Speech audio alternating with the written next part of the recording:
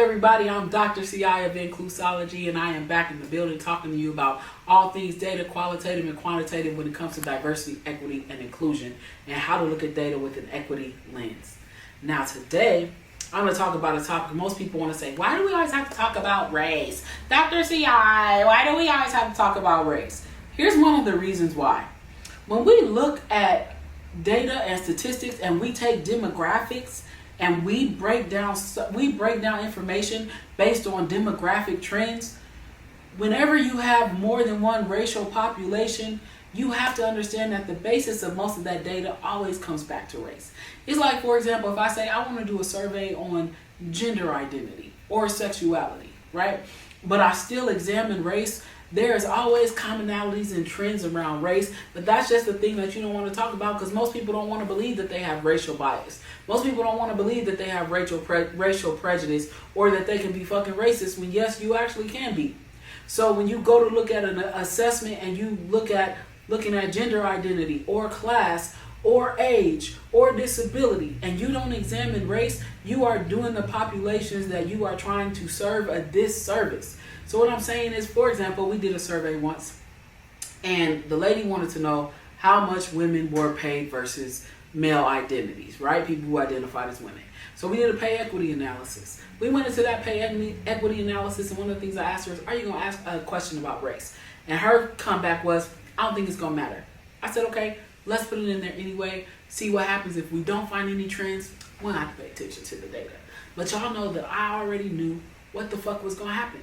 Because we already know that there's pay inequity trends among women of color, right? Black and indigenous people of color versus white women and even Asian women to a certain extent, and who are still underpaid when it comes to comparing their salary to a man. So let me be clear, I'm not saying that y'all are not oppressed, but I'm saying there's a huge differentiation in racial identities for women when it comes to pay, especially in corporate America.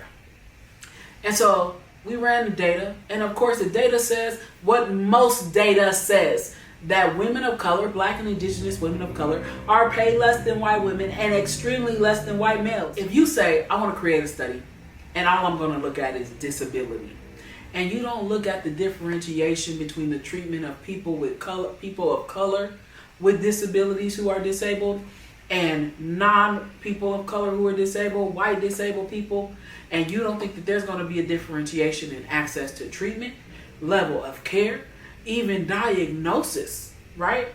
You have to understand that race is often the foundation for discrimination, even when it comes to different identifications, because a lot of the foundation for discrimination in this country started on the basis of race, especially for black people, right?